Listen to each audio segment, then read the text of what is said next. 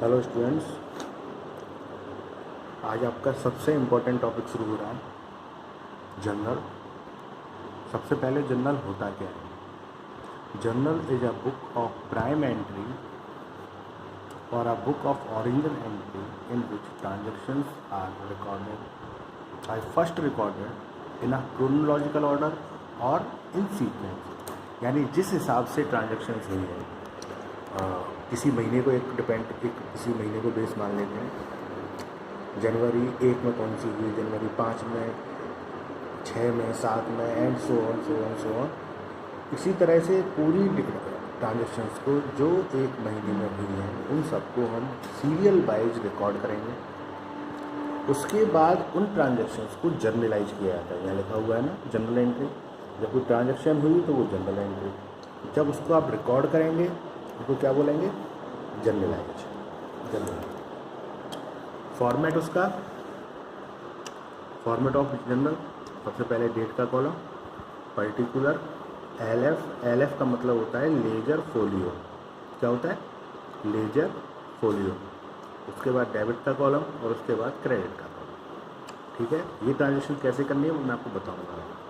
Transactions आपकी दो तरह की होती हैं, या तो कैश में होंगी, या तो आप कोई सामान मार्केट में जाएंगे नकद खरीदेंगे, या चेक के द्वारा खरीदेंगे, या उधार खरीदेंगे। उधार का मतलब क्रेडिट।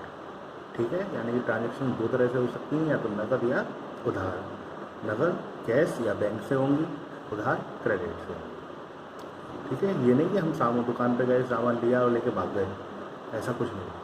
ठीक है ना, अकाउंट्स में कोई इस तरह की चीज़ें नहीं है। इसके बाद कुछ इंपॉर्टेंट नोट्स हैं। डेबिट क्या करते हैं? डेबिट का मतलब है मीन्स एनी अमाउंट, या तो पैसा। असेट्स का मतलब होता है संपत्ति, कोई संपत्ति। गुड्स का मतलब सामान। कोई बिजनेस ऑपरेट करने के लिए आपको सामान खरीदना पड़ेगा, तभी तो बेचेंगे उसे। तो डेबिट का मतलब जो चीज़ आपको रिसीव हो रही है, जो चीज़ आपके पास आ रही है, वो सब डेबिट है। Credit means given any amount. Assets को देते नहीं है, बेचते हैं। और गुड्स, या तो आपने सामान बेचा है, आपके पास से गया है, ठीक है, या आपने किसी को पैसा दिया है, या आपने कोई असेट्स बेची है, ये सारी चीज़ें क्या होंगी? क्रेडिट। इसके अलावा all expenses and losses are debited. जितने भी खर्चे होंगे, जितना भी नुकसान होगा, उसको डेबिट किया जाएगा। And all incomes and profits are credit. जो भी आपकी इनकम होगी या जो भी आपको प्रॉफिट होगा, उसको क्या करेंगे? क्रेडिट करेंगे। जर्नल एंट्री सबसे इम्पोर्टेंट है अकाउंट के लिए। आप कोई भी कोर्स करेंगे, कहीं भी जाएंगे, कुछ भी पढ़ेंगे, आपको जर्नल एंट्री आनी ही चाहिए। बिना जर्नल एंट्री के आप अकाउंट्स नहीं कर सकते। अंडरस्टैंड? तो एक ही फॉर्मूला याद रखना है, जब भी जर्नल एंट्री आप कर रहे हो, किसी भी पोजीशन पर कर रहे हो, चाहे आप इंटर करने के बाद बीकॉम कर रहे हो, बीबीए कर रहे हो, सीए, एमबीए भी, ठीक है ना, आईसीडब्ल्यू, कोई भी कोर्स करें, लेकिन हर जगह यही एंट्री काम आएगी। डेबिट मतलब वाट कम्स इन, जो चीज़ आपके पास आ रही है उसको आपको डेबिट करना है। And credit what goes out, जो आपके पास से गया उसको क्रेडिट कर दो, जो आपके पास आया उसको डेबिट कर दो। सिंपल सा फॉर्मूला। जितनी जल्दी आप इसको सीख लेंगे उतना आपके लिए अच्छा होगा।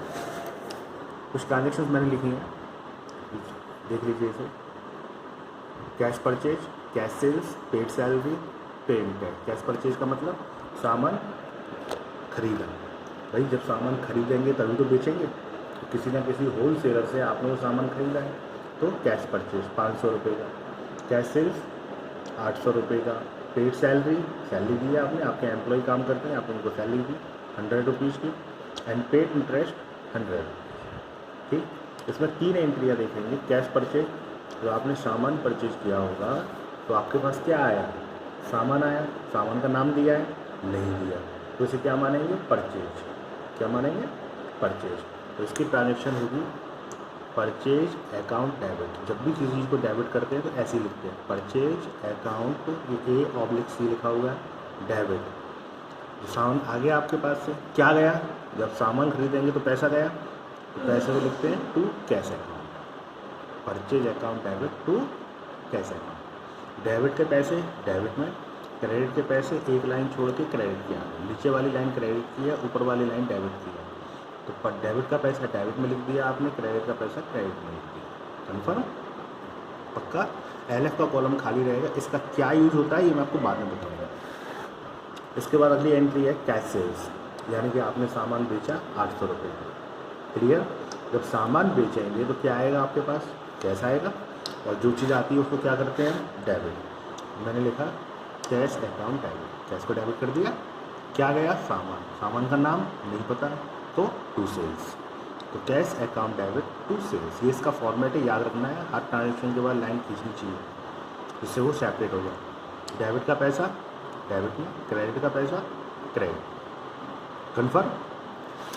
ऐसी अगली एंट्री दी हुई है पेड सैलरी 100 रुपये दिया हुआ है। जब आपने किसी को सैलरी दी तो आपके पास से क्या गया? कैश गया। ठीक है, क्या आया? सर ये नहीं पता क्या आया, सैलरी दी पर आया क्या?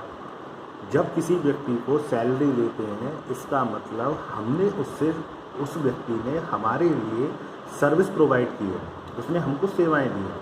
हमारी दुकान पर उसने 1 महीने काम किया, हमारे घर पे उसने 1 महीने काम किया, तभी तो आप उसको सैलरी देंगे, तो फ्री में दे देंगे। आपने कहीं नौकरी की, कोई भी XYZ कोई भी काम किया हो तभी तो आपको सैलरी मिलेगी। तो यानी कि वो सर्विस आपको रिसीव हुई है। क्या हुई है? सर्विस रिसीव हुई है। ओके, तो अब सर्विस का नाम तो नहीं पता उसको किस बात के लिए सैलरी दी है। हम ऐसी कंडीशन में क्या करेंगे? उसका एक नाम रखेंगे सैलरी। सैलरी दी ना, तो सैलरी अकाउंट डेबिट। क्या गया आपके पास से? पैसा। पैसे का मतलब कैश, तो टू कैश। ऐसी पेड इंटरेस्ट, आपने किसी को इंटरेस्ट दिया तो क्या गया आपके पास से? कैश, तो कैश को क्रेडिट करेंगे। किस लिए गया? इंटरेस्ट के लिए गया, तो interest account debit to cash. बाकी की बात है मैं आपको बाद में बताऊँगा।